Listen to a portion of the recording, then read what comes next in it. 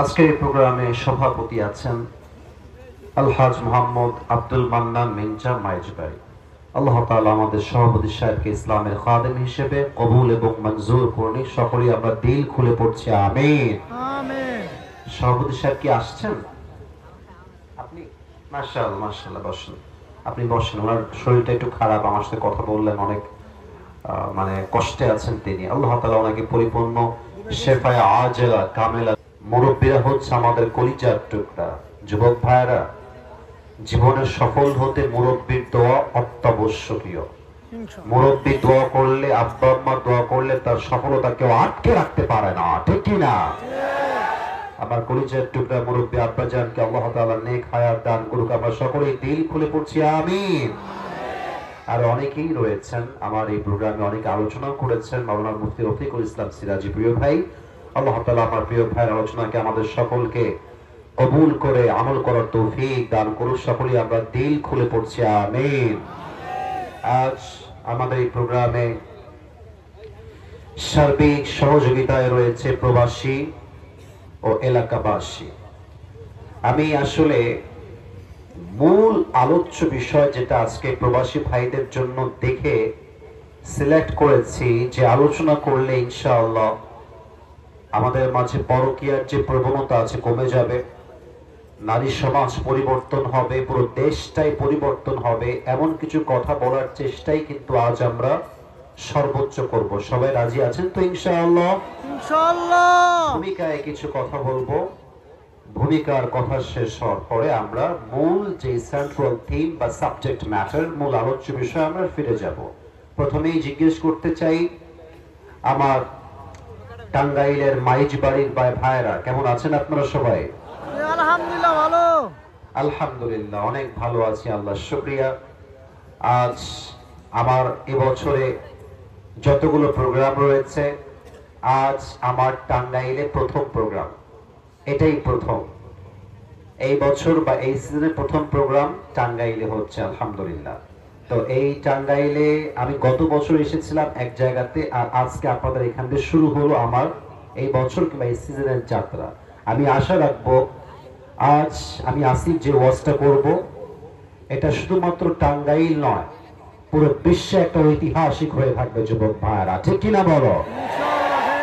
আমি করব না, আপনারা আমাকে সহযোগিতার হাত বাড়াই দিবেন, তাহলেই সম্ভব। কিভাবে সহযোগিতার হাত বাড়াবেন? প্রথম সিস্টেম হচ্ছে, আলোচক যখন কথা বলবেন, এই বামে, এই ছেলে বাবুল, এই কি ব্যাপার, তোমার ভালোবাসা মানুষের লোক তো সমস্যা। আমি ধমক দেওয়ার জন্য এখানে আসি নাই। এখন আমি যদি ফেমাস, আমি অনেক জনপ্রিয়, ধমক দিলাম, এই ছেলে, এই বেয়াদব, এই সে, এটা আমার মান নষ্ট হবে। কি দরকার আমার ধমক দেওয়ার তোমাদেরকে? তোমরা আমার পরিচয়, তোমাদের জন্য তো আমি কথা বলবো আজকে। কেন তোমরা বিশৃঙ্খলা করছো?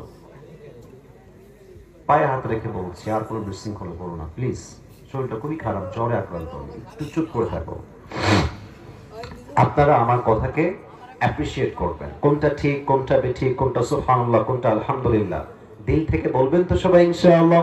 ইনশাআল্লাহ।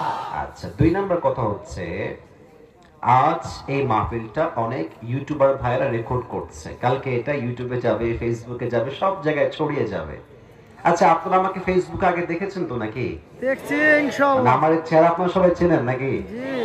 আপনারা দেখেন, যত ভালো ওয়াজ আপনারা আমার ফেসবুকে, ইউটিউবে, ইনস্টাগ্রামে বা টিকটকে যেখানেই শুনেছেন, প্রত্যেকটা ওয়াজ মাহফিলের পরিবেশ সুন্দর ছিল বিধায় আমার কথাটা সুন্দর হয়েছে। পরিবেশ খারাপ থাকলে বক্তার কথা কখনো সুন্দর হয় না। তো আমি আশা রাখবো যে আমার শ্রোতা এতটা কোয়ালিফাইড হবে, এতটা সুন্দর হবে, যে তারা প্রত্যেকটা কথাকে কাট টু কাট অ্যাড করে কথা বুঝে দেন তারা আমার কথাকে রিপ্লাই করবে। রাজি আছেন তো সবাই ইনশাআল্লাহ? সবাই একটা কাশি দেন। গলা ঠিকঠাক হয়ে গেছে? একটা তাকবীর দেন, এমনি জাস্ট একটা তাকবীর দিবেন, পরে গিয়ে আমরা 3 তাকবীর দিব। প্রথমে একটা তাকবীর দিয়ে গলা ঠিক করেন, লিল্লাহি তাকবীর, আল্লাহু আকবার। আল্লাহ তাআলা এই তাকবীরকে কবুল করুন, সকলেই পড়েন আমিন। শুরু করছি আমি আমার ভূমিকার কথা। এই দেশে হাজারো যুবকের চরিত্র ভালো হয়েছে, জীবন ভালো হয়েছে, বিয়ের পরে সে সুখের জীবন পেয়েছে, তার পেছনেও রয়েছে একটি নারীর অবদান।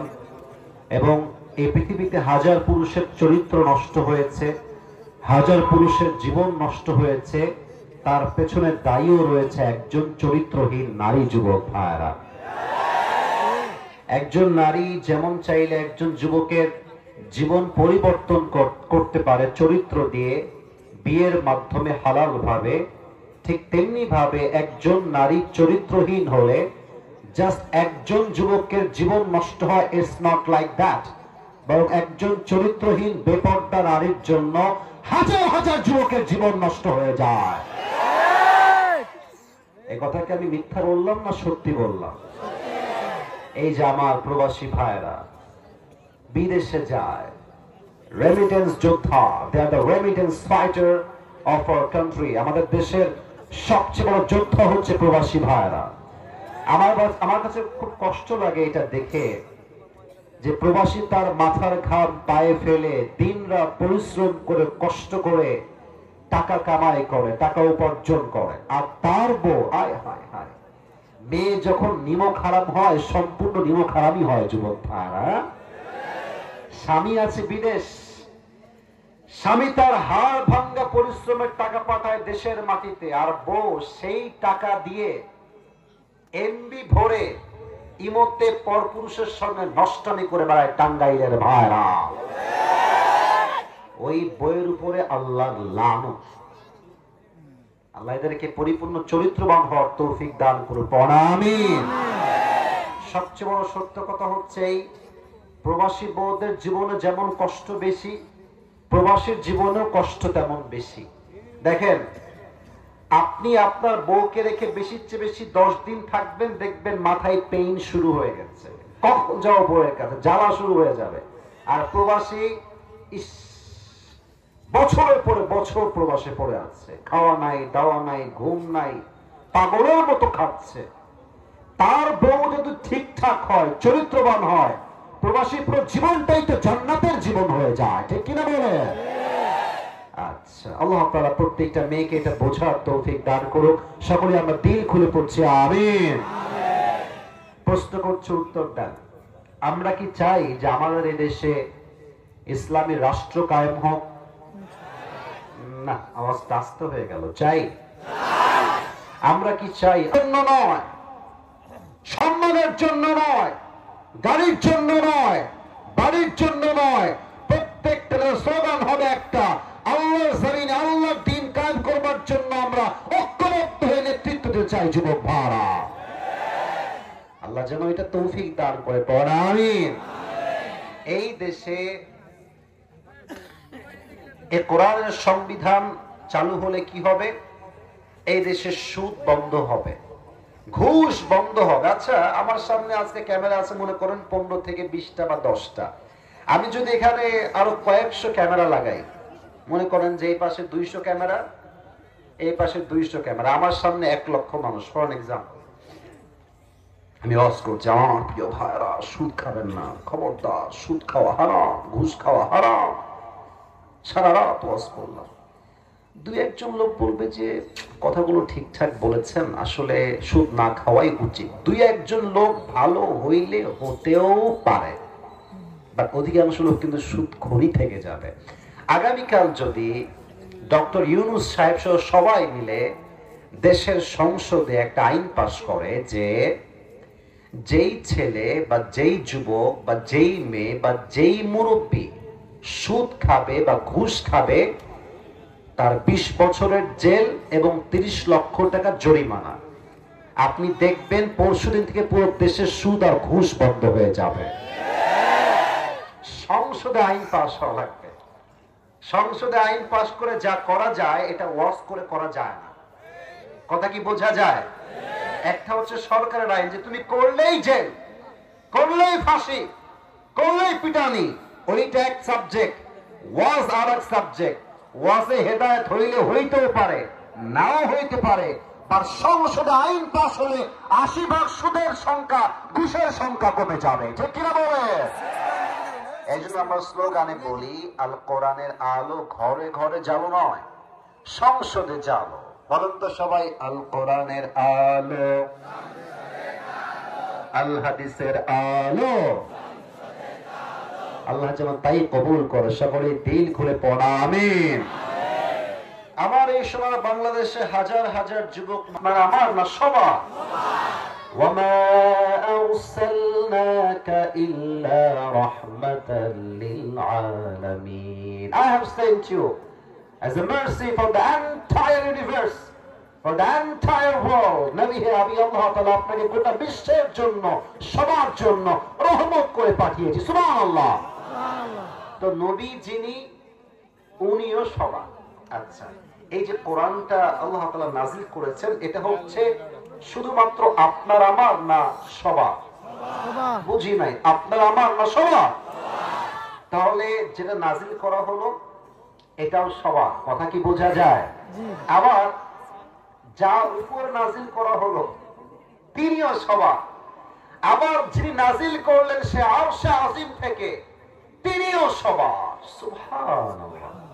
ইসলাম কতটা ব্রড, কতটা বিশাল।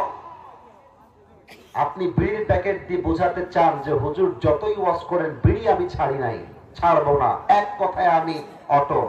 আমি অবাক হয়ে যাই মাহফিল থেকে ফেরার সময়, মাহফিল থেকে বের হচ্ছি, একদম রাস্তার উপর যুবক দাঁড়িয়ে দাঁড়িয়ে টানতেছে, ওখানে দাঁড়ায় দাঁড়ায়। আয় হায় হায় হায়। প্রিয় ভাইয়া, আল্লাহ আমাদের সবাইকে হেদায়েত দান করুক। আমরা সকলেই দিল খুলে পড়ছি আমিন। আর দ্বিতীয় কারণ, যুব সমাজ নষ্ট হয়ে যাচ্ছে গানের পাল্লায় পড়ে।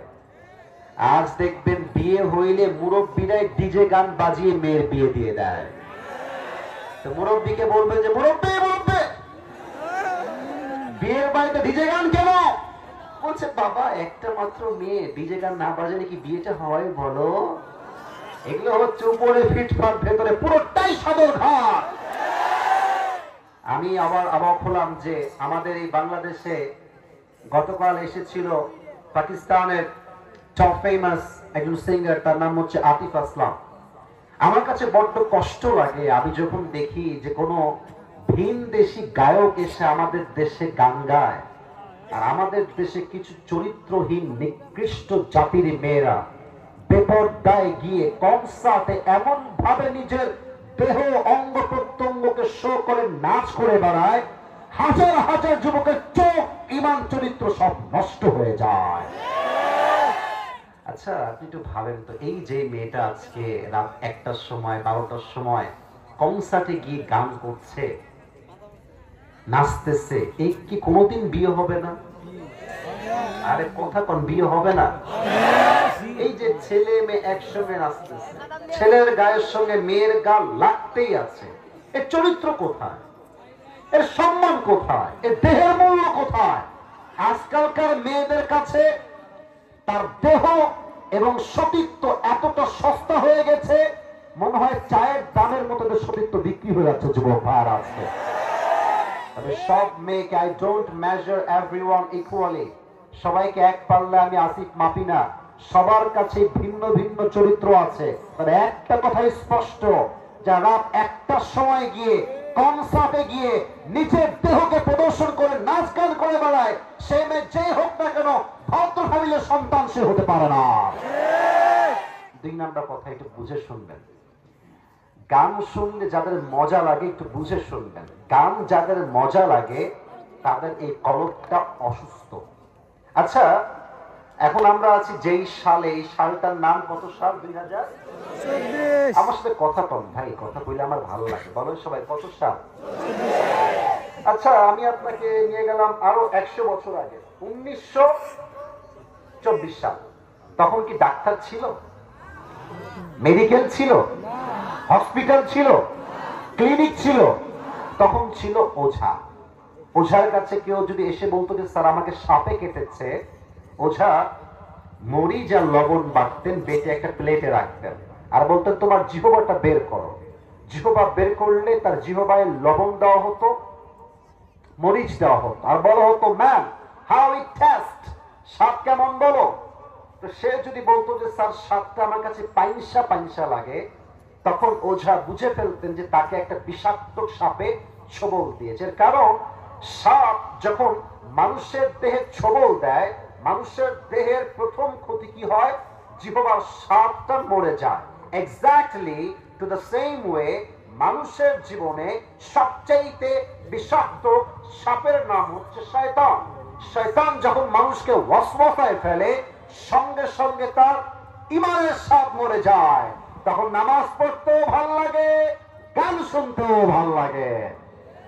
আর যখন ইমানের সাপ মরে যায়, যুবকরা তোমরা বুঝে এই কথাটা ঠিক বলবা, তখন বোরকা পরে হাত মোজা পরে ঘুরতেও ভাল লাগে, আবার পার্কে গিয়ে বাদাম খেয়ে প্রেম করতেও মেয়েদের ভাল লাগে। আর যেভাবে বোরকা পরে আসে, ও সুবহানাল্লাহ, আর ये लड़की तो अभी कभी जन्नत से भाग के दुनिया में आई है यार, এত ভালো মেয়ে। বাট কথা হচ্ছে অন্তরটা অসুস্থ, তাই তার বোরকা পরতেও ভাল লাগে, প্রেম করতেও ভাল লাগে। ঠিক কিনা বলো? 3 নাম্বার কথা, আল গিনা ইউমিতুল নিফাক ফিল কলব। যে গান বেশি বেশি শোনে তার হৃদয়ে নিফাক তৈরি হয়, ইমানের নূরটা দূরীভূত হয়ে যায়।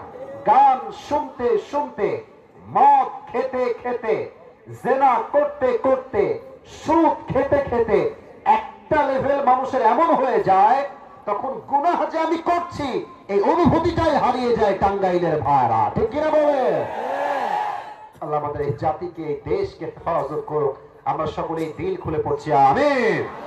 আর কথা বাড়াতে চাই না ভূমিকাতে, এখনই আমি আমার মূল আলোচনায় ফিরে যেতে চাই। সবাই যারা এসেছেন, বউ আছে কার কার একটু হাত তুলবেন? আমার বউ আছে। বউ আছে, আচ্ছা। মুরব্বীরা হাত নামা, মুরব্বীরা হাত তুলেছে, সর্বনাশ। আচ্ছা, হাত নামা। এবার সিঙ্গেল কারা কারা আছো, বউ নাই? কি কারো বউ নাই আপনাদের? শীতকাল তো পার হয়ে যাচ্ছে যুবক ভাইরা আমার। প্রত্যেকটা বাবার উচিত ছেলেকে চরিত্রবান মেয়ের সঙ্গে শীতকালে বিয়ে দিয়ে দেওয়া। যুবক ভাইরা আমার, আল্লাহ বাবাদেরকে বোঝার তৌফিক দান করো, সকলে পড়া আমিন। বাবারা বোঝে না রে যে আমাদের বয়স হয়ে গেছে বিয়ে রে। আহা, আব্বা, আপনার ছেলেকে যদি আপনি সঠিক সময়ে বিয়ে না দেন, আর আপনার ছেলে যদি অন্য ঘাটে গিয়ে পানি খায়, কিয়ামতের দিন প্রত্যেকটা দায়ভার আপনার কাঁধে বহন করতে হবে। আব্বা জান, আল্লাহ আব্বা জানদেরকে বোঝার তৌফিক দান করুন, সকলে পড়া আমিন। 3টা তাকবীর দিবেন সবাই মিলে। প্রথম তাকবীর দিবেন আমার বিবাহিত ভাইরা, দ্বিতীয় তাকবীর দিবেন আমার সিঙ্গেল ভাইরা। I would like to test the power of people. কাদের শক্তি কত বেশি আজ আমি চেক করতে চাই। মুরব্বী আব্বা জান, বিবাহিত ভাইরা, সবাই একটা কাশি দেন। মুরব্বীরা আপনারা চুপ থাকবেন, আব্বা জান আমার দাদা জান একদম চুপ থাকবেন না। সিঙ্গেলদেরকে আজকে হারাতেই হবে, দেখা যাক কে পারে। তাকবীর দাও বিবাহিত ভাইরা, তাকবীর দেন। লিল্লাহি তাকবীর, আল্লাহু আকবার। আমার আব্বার সাউন্ড খুব ভালো হয়েছে, মাশাআল্লাহ। দেখা যাক কে পারে। সিঙ্গেলরা সবাই রেডি আছে? সবাই দাও একটা কাশি।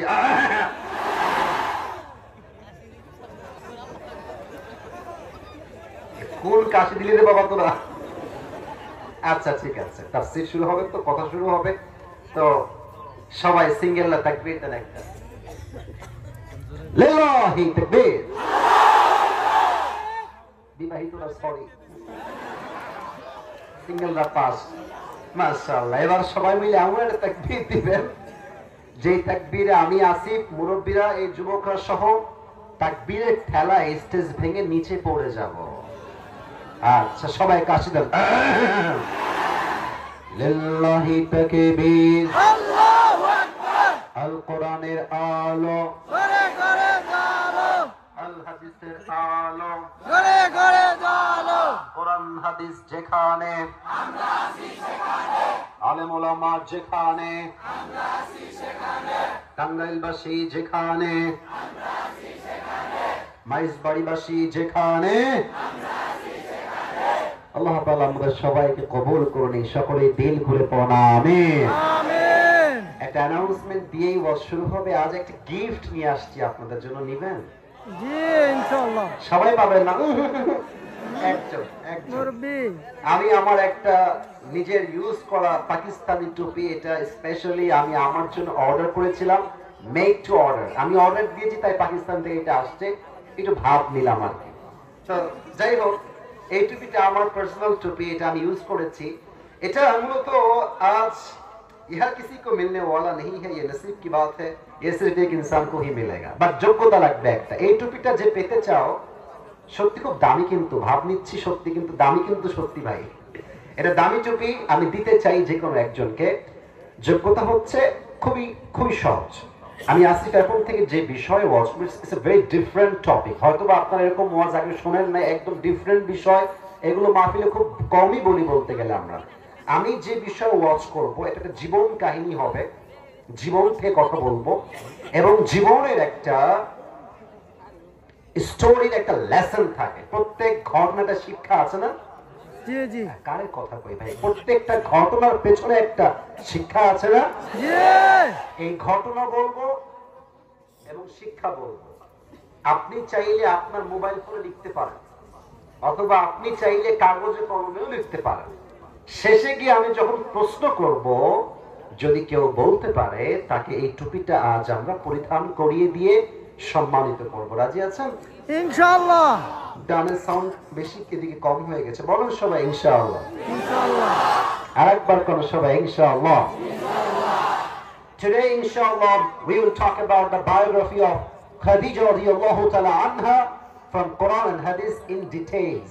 আজ আমরা নবীজির একমাত্র কলিজার টুকরা প্রথম স্ত্রী আম্মা জান খাদিজা রাদিয়াল্লাহু তাআলা আনহার পুরো বায়োগ্রাফি নিয়ে কথা বলবো in details from Quran and Hadith. বলেন সবাই ইনশাআল্লাহ। আপনি বলবেন যে হুজুর, আপনি যদি নবীর জীবন নিয়ে কথা বলতেন, it would be better than Khadija, এটা হয়তো খাদিজার জীবন চেয়ে উত্তম হতে পারতো। তো আপনি নবীর জীবনী নিয়ে না বলে আপনি খাদিজার জীবনী নিয়ে কেন কথা বলছেন? That's a question. আমি আপনাকে উত্তর করছি। নবীর পুরো জীবনীর সবচেয়ে গুরুত্বপূর্ণ অংশগুলো খাদিজার সঙ্গে রিলেটেড, এবং খাদিজার চরিত্র হচ্ছে এমন একটা চরিত্র, আমি বিশ্বাস করি, দিস ইজ মাই বিলিভ, যদি কোনো মেয়ে খাদিজার জীবনী পড়তে পারে, জানতে পারে, বুঝতে পারে, পরকিয়া তো ইয়ে বহুত দূর কি বাত হে মেরে দোস্ত, পরকিয়া তো অনেক দূরের কথা। আমার বিশ্বাস প্রত্যেকটা মেয়ে এই দেশে কাল থেকে বোরকাওয়ালি পর্দাশীল চরিত্রবান নারী হয়ে যাবে। I really believe like that. আমি এটাই বিশ্বাস করি। অতএব অনেক মায়েরা আছেন, শুনছেন আমাকে, প্লিজ কান খাড়া করান। খাদিজা রাদিয়াল্লাহু তাআলা আনহার জীবনী নিয়ে আমি আজকে আপনাদেরকে from beginning to the last যত ঘটনা আছে, as much as I can share, I will try my best, যতটুকু পারা যায় আজ আমি শেয়ার করব। সকলেই একবার বলেন ইনশাআল্লাহ। ইনশাআল্লাহ আচ্ছা, প্রশ্ন করছি, উত্তরটা আপনার চোখে, আপনার চোখে, আপনার চিন্তা, আপনার পার্সপেক্টিভ থেকে, from your personal point of view, from your personal point of thinking, আপনার চিন্তা থেকে, আপনার দৃষ্টিকোণ থেকে আপনার কি মনে হয় নবীর স্ত্রী খাদিজা রাদিয়াল্লাহু তাআলা আনহার সম্মান ইসলামে কম না বেশি? বেশি। এমন একজন নারী তিনি, আল্লাহু আকবার, যাকে আল্লাহ তাআলা নিজেই সালাম পেশ করেছেন। সুবহানাল্লাহ পড়লেন না আপনারা সবাই? সুবহানাল্লাহ। এবং আল্লাহ তাআলা জিবরাইলকে দিয়ে জানিয়েছেন নবীর মাধ্যমে যে খাদিজাকে জানিয়ে দাও তার রব আল্লাহ তাআলা তার উপরে খুশি আছে, সেও যেন তার রবের উপরে খুশি হয়ে যায়। সুবহানাল্লাহ।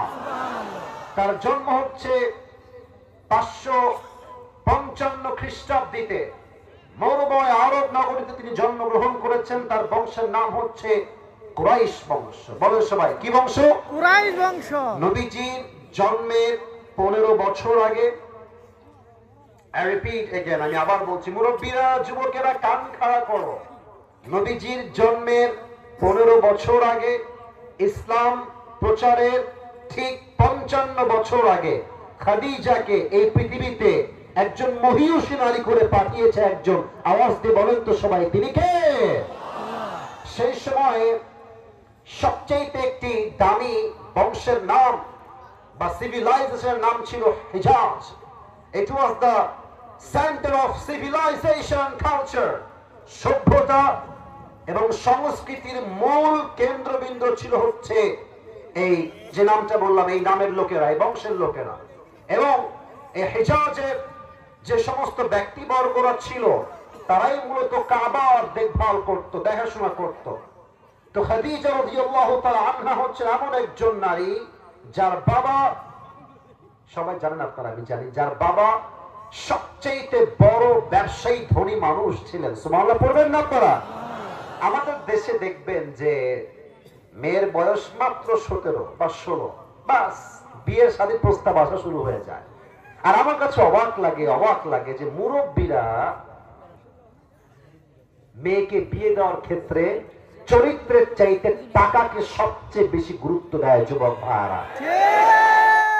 হুজুররাও ঠিক কয়। হায় আসলে কি জানেন, আমি এই 4 দিন আগে কোন একটা মাহফিলে বলেছিলাম, 4-5 দিন আগে, যে কত টাকা হলে একটা মেয়েকে বিয়ে করা যায় বাবারা লিস্ট দেওয়া দরকার আমাদেরকে। কারণ এই বাংলাদেশে আজকে হাজার হাজার যুবক তার পছন্দের মেয়েকে বিয়ে করতে পারে না জাস্ট টাকার জন্য। যুবক ভাইরা আমার, আপা যান, সাবধান হয়ে যান। মেয়ের বিয়ে হবে টাকাওয়ালার সঙ্গে নয়, মেয়ের বিয়ে হবে চরিত্রবান যুবকের সঙ্গে। টাঙ্গাইলের ভাইরা আমার, খাদিজার বয়স যখন একটু বেড়ে গেল, প্রস্তাব আসা শুরু হয়ে গেল খাদিজার বিয়ের জন্য। খাদিজার আব্বাজান সবচেয়ে চরিত্রবান যুবক, তার নাম হচ্ছে আবু হালা জাহরা, সন্ধান পেলেন খাদিজার একজন স্বামী হিসেবে, পাত্র হিসেবে। জাস্টিফাই করলেন চরিত্রবান কিনা, পছন্দ হলো, বিয়ে হয়ে গেল। সুবহানাল্লাহ নাই সবার আপনাদের? সুবহানাল্লাহ। প্রথম বিয়ে হলো। ইনি কই যায়? চাদরওয়ালা, চাদরওয়ালা ভাইজান, বসুন। এই ভুল কইলেন না। এই মাহফিলে আসা যাবে, বসা যাবে, খাওয়া যাবে, ঘুমানো যাবে, বাট উঠে যাওয়া যাবে না যুবক ভাইরা। ঠিক কিনা বলো? খবরদার কেউ উঠবে না। এদিকে তাকান। তো প্রথম যে সংসার, সেখানে একটা বাচ্চা হলো, তার নাম হচ্ছে হিন্দ। টাঙ্গাইলের ভাইরা নাম কি? হিন্দ। বাচ্চা হওয়ার পরে একটু বড় হলো, একটু ভেরি লিটল বিট। আমার একটা ছোট্ট বোন আছে, নাম হচ্ছে বুশরা। কেউ কি দেখছেন ইউটিউবে? জি, একদম ছোট। ওকে একজন বলছে, তোমার ভাই কি ওয়াজ করে বলো, বলছে কথা বলেন ঠিক কিনা।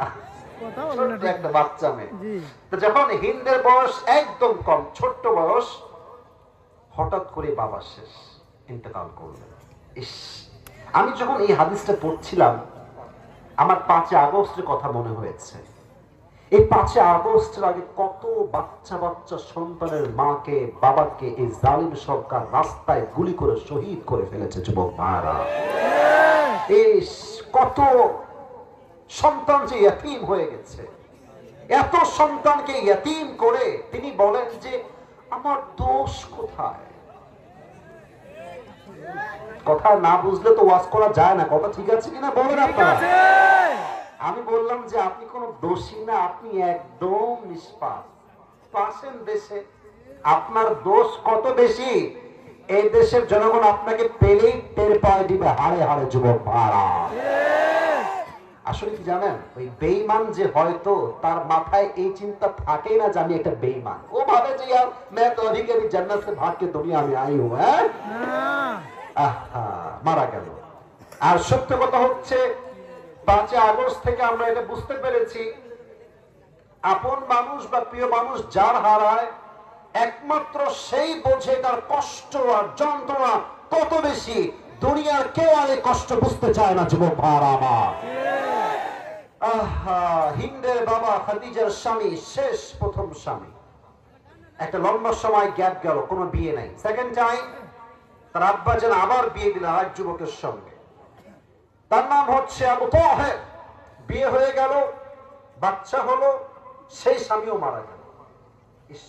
প্রথম স্বামীও মারা গেছে। ভাই আপনি কথা বুঝে শুনবেন, আমি আপনাকে কোনো ফালতু কথা বলছি, প্রত্যেকটা কথা ফ্রম হাদিস, একটু বুঝবেন। প্রথম স্বামীও মারা গেছে, দ্বিতীয় স্বামী মারা গেছে। আরে ভাই, আজকে এই দেশে একটা মেয়ের স্বামী মরা তো অনেক দূরের কথা, একবার ডিভোর্স হয়ে গেলে তো আর বিয়ে হতে চায় না যুবক ভাইরা। প্রথম স্বামী মারা গেছে, দ্বিতীয় স্বামীও মারা গেছে, তৃতীয় আবার সেটাও মারা গেছে। তো খাদিজা রাদিয়াল্লাহু তাআলা আনহা she was depressed, হতাশ, কষ্টে, তিনটা স্বামী তিনটাই মারা গেল।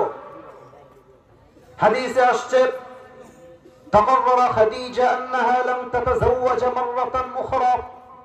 এবার খাদিজা নিয়ত করলেন জীবন যদিও পার হয়ে যায় আমি জীবনে আর কখনো দ্বিতীয় বিয়ে করতে যাব না, যতক্ষণ পর্যন্ত আমার রব আমার আল্লাহ তাআলা আমাকে একজন আদর্শবান যুবকের সন্ধান না দিবেন, যতক্ষণ পর্যন্ত আল্লাহ নিজে আমাকে একজন স্বামীর সন্ধান না দিবেন, আমি জীবনে আর কখনো বিয়ের পিঁড়িতে বসতে চাই না, এটাই শেষ বিয়ে আমার।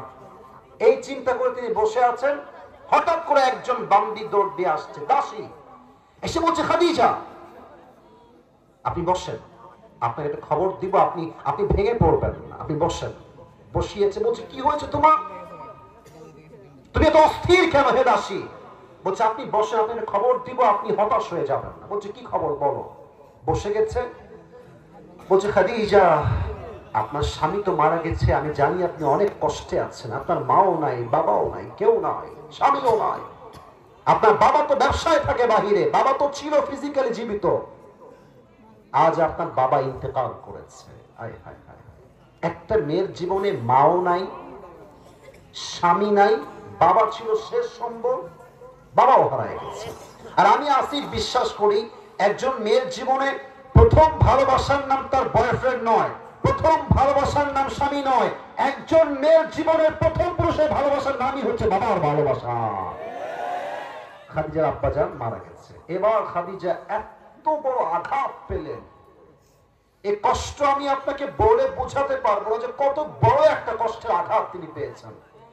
এদিকে বাবা হচ্ছে, তো খাদিজার বাবার হচ্ছে এই বিজনেস ছিল, দেশ থেকে মাল বাইরে বিক্রি করতেন, আবার বাহিরের মাল দেশে নিয়ে এসে দেশে বিক্রি করতেন, বড় একটা ব্যবসা, সিরিয়া, ইয়ামান, মিশর সব জায়গায় ব্যবসা ছিল।